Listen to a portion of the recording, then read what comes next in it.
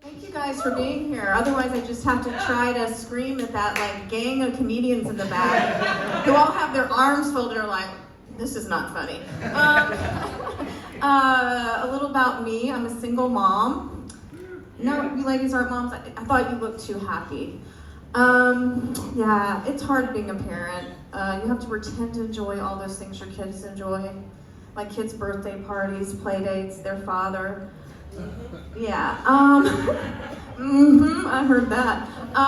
You know what, I do surprisingly well on dating apps, and I think it's because my profile says that I don't want kids, and then they find out it's because I have 4. Yeah, I know 4 sounds like a lot, and it is, but I love being a mom. And you know what they say about having kids? It's a lot like making pancakes. First one's kind of fucked up. Probably should have thrown it away. As far as I know, it's still legal to laugh at that joke. But I think having kids is a lot more like eating pancakes. You always regret having your 4th one. Yeah. In case you were wondering, none of my pancakes like that joke. Yeah, especially my first pancake.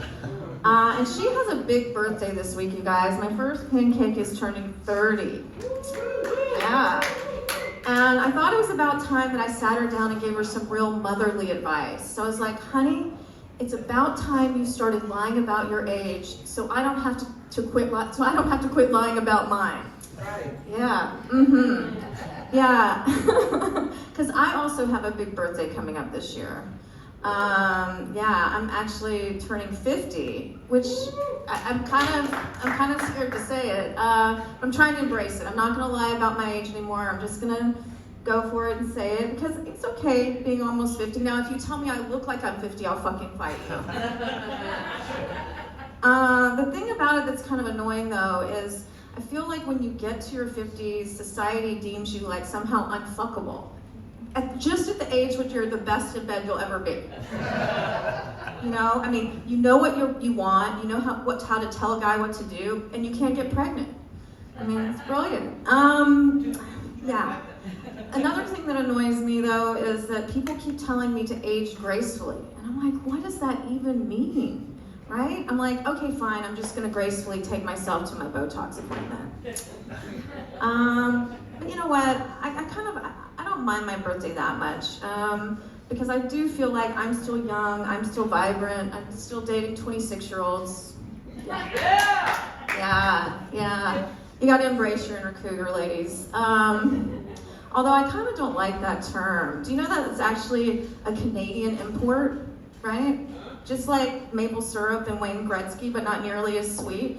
Yeah, I mean, it kind of pisses me off because that derogatory term kind of implies that we're desperate and predatory, which we are, but still, I mean, there's not an equally derogatory term for men who do this. I mean, what do you call a man who dates younger? Mormon? Leonardo DiCaprio? Daddy?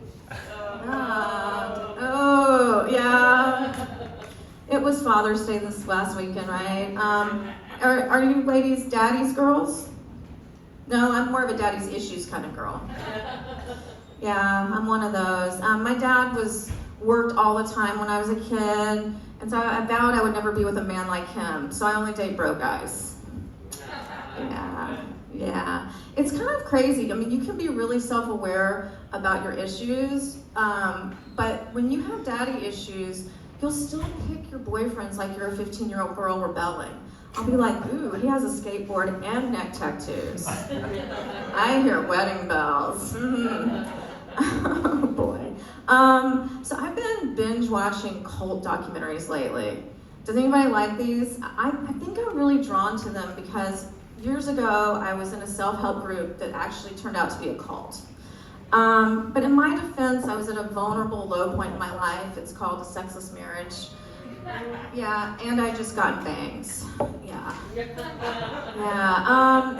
You know, cults lure you in really slowly so you don't even realize it's happening. And they really like to sell you on the idea that everything is a choice, which to some extent is true and helpful. But on the one hand, I could choose to have a better relationship with my family, but on the other hand, my stepmom did call me a bitch. Yeah, cults will really convince you of some really crazy shit. But you know what? I didn't lose all my money or sleep with the guru, but I did spend 3 months walking around Whole Foods just thinking I could absorb all the supplements without taking them. Yeah, it does not work. And I can also confirm it does not work with cocaine. The cult I was in didn't really have a lot of sexual deviant stuff going on, which is really kind of fucked up, because if you're gonna lose several years of your life, you should at least get fucking laid. Alright? This cult did engage in excruciatingly long hugs, to the point I was like, just put it in already. Yeah. I feel like cults are kind of like, relationships, toxic relationships. I mean, it starts out all hearts and flowers and excitement, but then I'm like, a couple of years later, I'm like, I think I need to apologize to all my friends and family and get this tattoo removed. Yeah. But you know what? There are cults all around us. One of my girlfriends just joined this group, and she gives them money every month. She does back-breaking labor for them, and she even recruits her friends. And I'm like, babe, you're in a cult. And she's like, Maggie, it's CrossFit. Yeah, if you have to keep telling people you're not in a cult, you're definitely in a cult. Yeah, that's a takeaway from tonight. Jeez Louise. So yeah, oh gosh, I don't know where to. I like what I was about to say just went into a black hole, kind of like my 20s. I know it was fun, but I don't remember a fucking thing. Oh boy. Yeah. So parenting. I guess I'll go back to that because I do a lot of it. 4 kids and all. The pandemic and all these shit we've been through has really changed my household. I mean, we used to sit down to the table and say grace. Now we just say fuck it. Yeah. And this last Mother's Day. Oh gosh, I can't even do my own jokes anymore. What is happening? Did I take CBD before I got up here on stage? Amanda, is this your fault? Was this your weed that did this to me? I don't even like weed that much. So, yeah, I was talking about it's changed my parenting. I used to be with my 19-year-old son. I used to be like, when are you going to stop smoking weed? And now I'm like, when are you going to come home with weed? Yeah, and I guess he actually listened to me because this last Mother's Day he came home and proudly presented me with a joint and was like, it is my dream to get high with you. And I was like, oh, that's so sweet, honey. That's so sweet. It's my dream to have abs, Some dreams are just dreams. Yeah.